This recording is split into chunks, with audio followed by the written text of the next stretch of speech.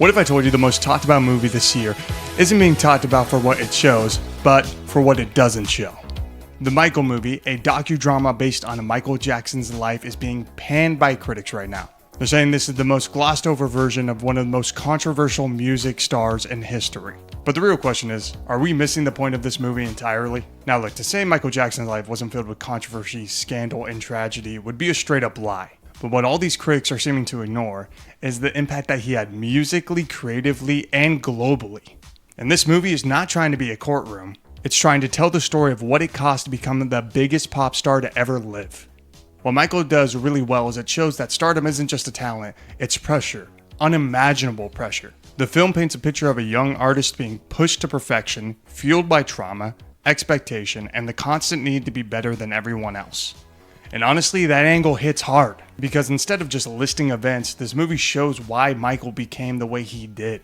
The resilience, the obsession, and the need to escape his own reality.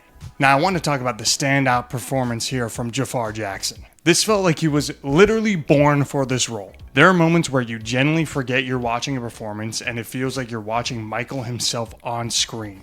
The movements, the energy, the presence, it's all there. And then you have Coleman Domingo, who's playing Joseph Jackson, and let's just say he did such a good job that the moment Michael stepped away from his father, people were literally clapping in the theater.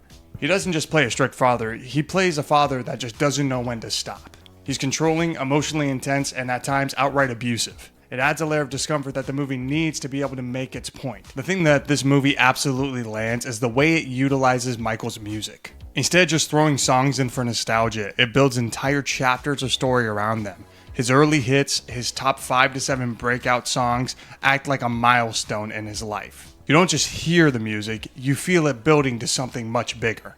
The beats lead into defining moments showing his pain, his growth, and his creative genius. It's a really smart way to tell this story because it connects the art to the emotion behind it. Now let's not pretend this movie is perfect though. There are definitely some pacing issues and some story beats that are left behind that I feel like are going to be built on in part 2. And honestly, that's one of the biggest concerns is this is only part 1.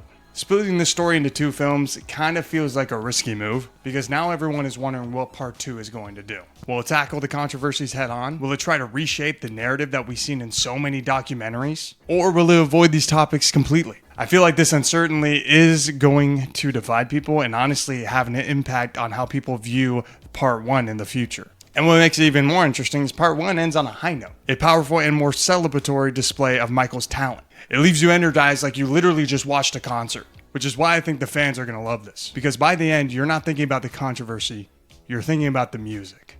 Now overall, if you're a fan of Michael Jackson's music, you need to see this in theaters. It's really not just a movie, it is an experience. I hear from you guys. Do you think this movie should have been made, even with all the controversy? Or do you think it's possible to separate the art from the artist? Let me know what you guys think on this in the comments below. And if you guys enjoyed the video, make sure to like and subscribe because we got more content coming to the channel every single week. But that is my thoughts on the Michael movie.